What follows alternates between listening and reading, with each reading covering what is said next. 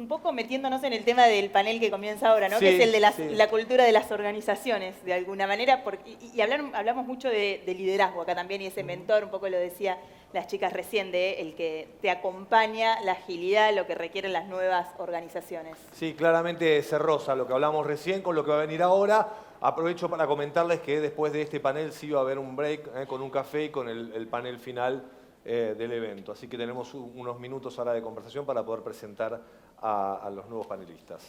Lo hago ya, Dale, vamos. Franquito, para charlar entonces sobre cultura organizacional, esta idea del cambio constante y las estrategias, los desafíos y datos que tenemos para afrontar este camino. Vamos a invitar a María Cecilia del Valle, directora de Breaking Lab, que va a hablar sobre metodologías para un abordaje exitoso de la transformación cultural.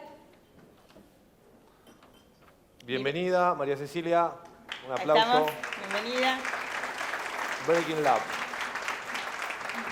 Buenas. Bienvenida. ¿Cómo estás?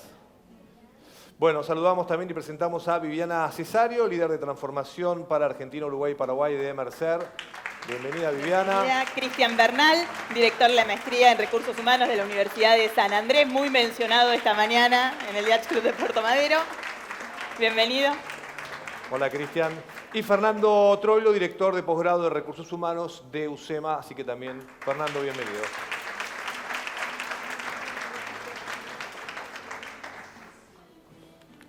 Bueno.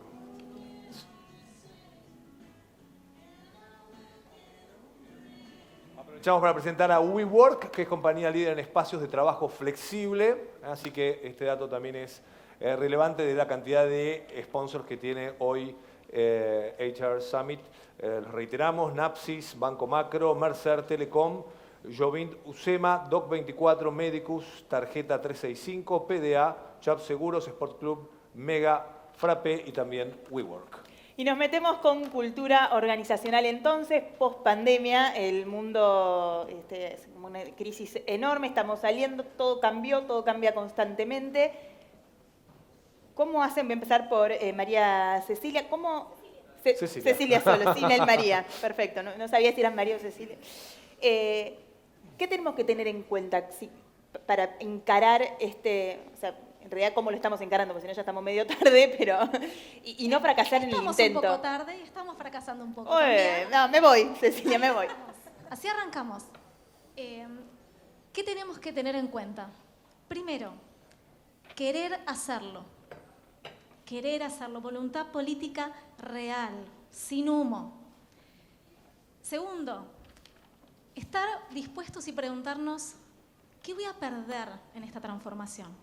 Siempre perdemos algo, no hay forma de evolucionar hacia algo nuevo sosteniendo lo anterior. No puedo estar allá y acá al mismo tiempo, tengo que elegir. Y tercero, no alcanza con querer, tengo que saber cómo hacerlo. La voluntad política es necesaria, pero no es suficiente. Y ahí es donde tenemos, creo yo, la brecha más grande, en el saber cómo evolucionamos. La cultura, siempre digo, es hoy bastante nuevita a nivel disciplina en Latinoamérica. Nos falta mucho recorrido de cómo transformamos cultura. Y ahí lo que tenemos que entender es que la cultura es una organización compleja. Y como toda organización compleja necesitamos un abordaje sistémico. Necesitamos trabajar en las personas, en el entorno y en la comunicación. Si trabajamos solo en las personas, siempre cuento que es como querer andar en un auto con una sola rueda. Y decimos, es difícil, es imposible, no llegamos, qué complejo todo. Necesitamos también trabajar en el entorno, en la estructura, en los procesos, en las tomas de decisiones que me habilitan y modelan las conductas que quiero. Pero necesitamos ese abordaje integral y necesitamos querer, saber y tener las herramientas para abordar esa transformación. Muy buena mirada, Viviana. ¿Cómo funciona además en esta era donde todo es tan rápido, todo es global, para que haya una cultura de la empresa? Bueno, principalmente hay que entender, y tomando un poco lo que decía Cecilia, que la cultura es lo que va a caracterizar a una organización. Y entonces, si bien es cierto que el entorno y lo global va a tener un efecto, hay muchas organizaciones en las cuales eso no es algo que va a condicionar cómo es esa cultura.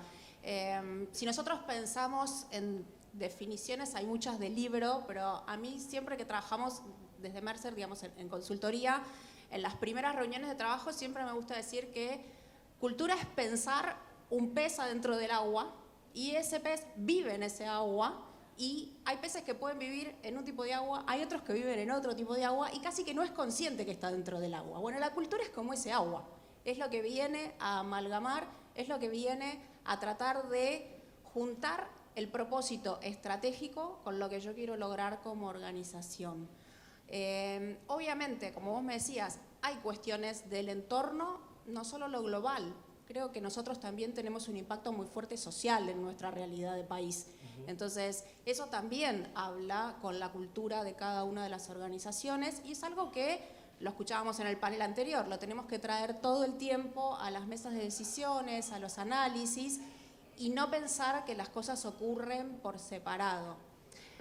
Nosotros nos gusta mucho usar el concepto de Jane cuando hablamos de cultura para entender que hay cosas que son las que vemos y que es lo que está más evidente en nuestros ojos, cómo es el espacio donde trabajamos, cómo es el organigrama, cuáles son las cosas que ocurren cuando uno entra a un lugar, igual que lo que nos pasó cuando todos entramos acá.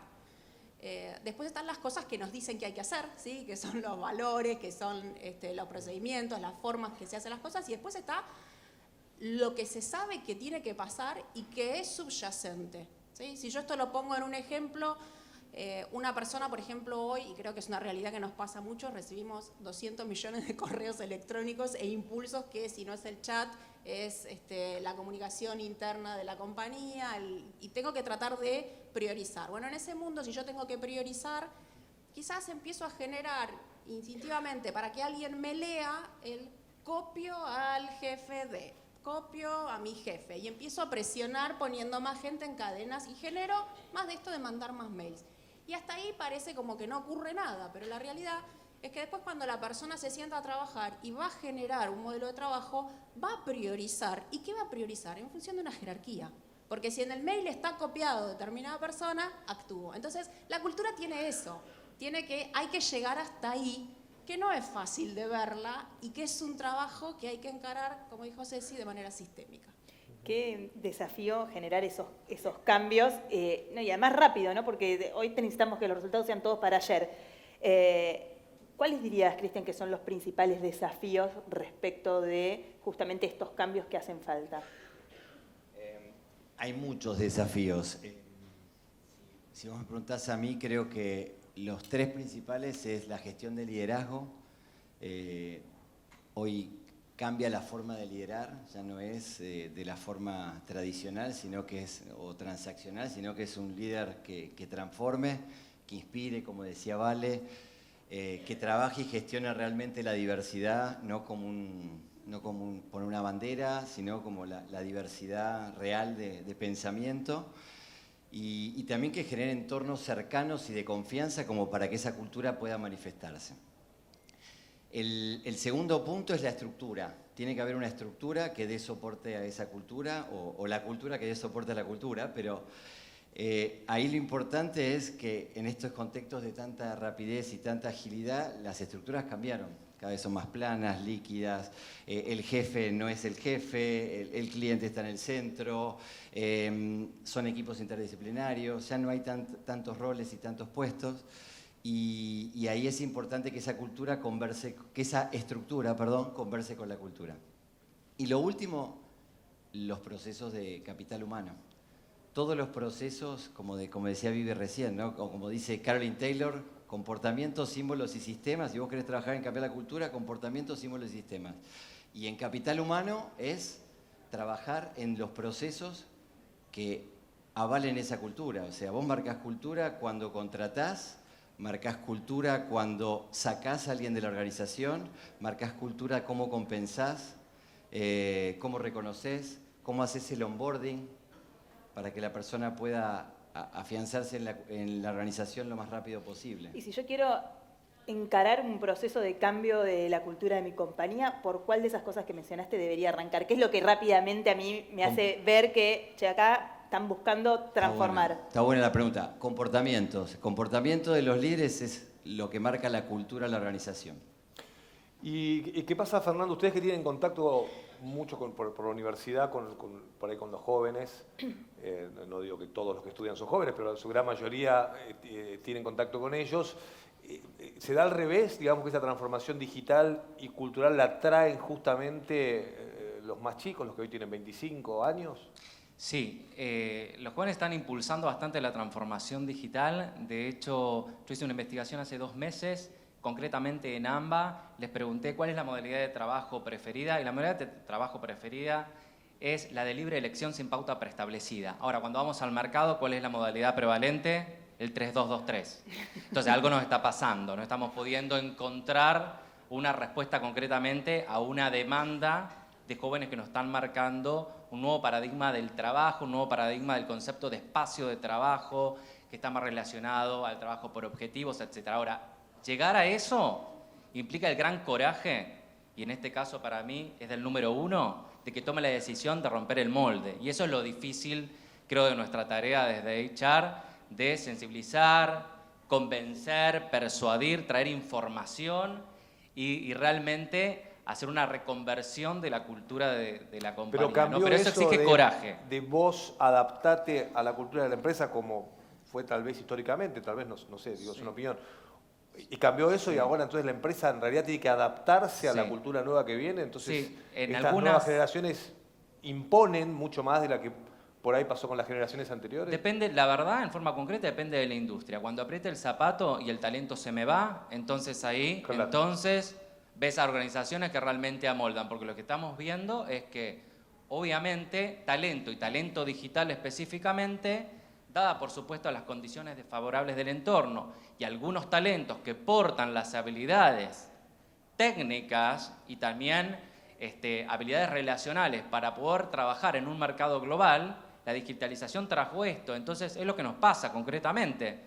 Perdemos mucho talento por falta de competitividad en el mercado local.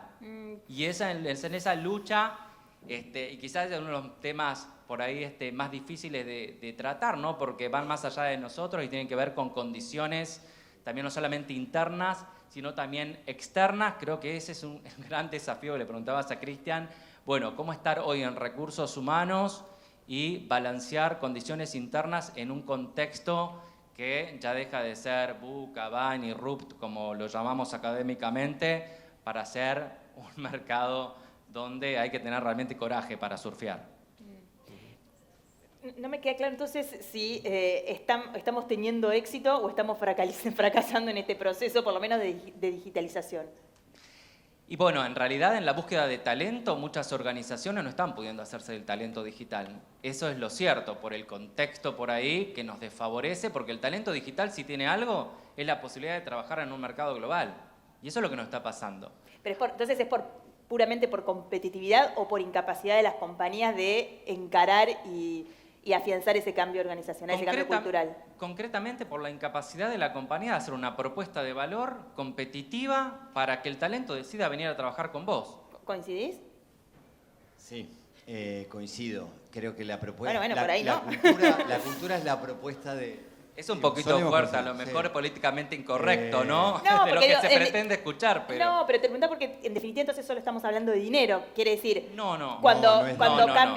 Por eso digo, cambia el contexto económico y entonces resolvió el problema.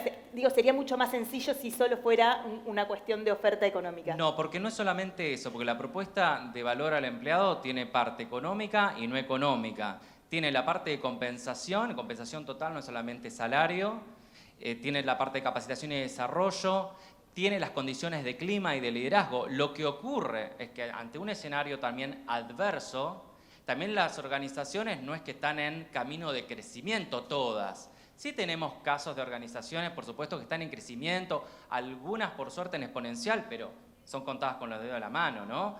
Entonces, la propuesta de valores en términos generales son las posibilidades de hacer carrera, de tener proyectos desafiantes, en abrir desde Argentina mercados para la región y el exterior.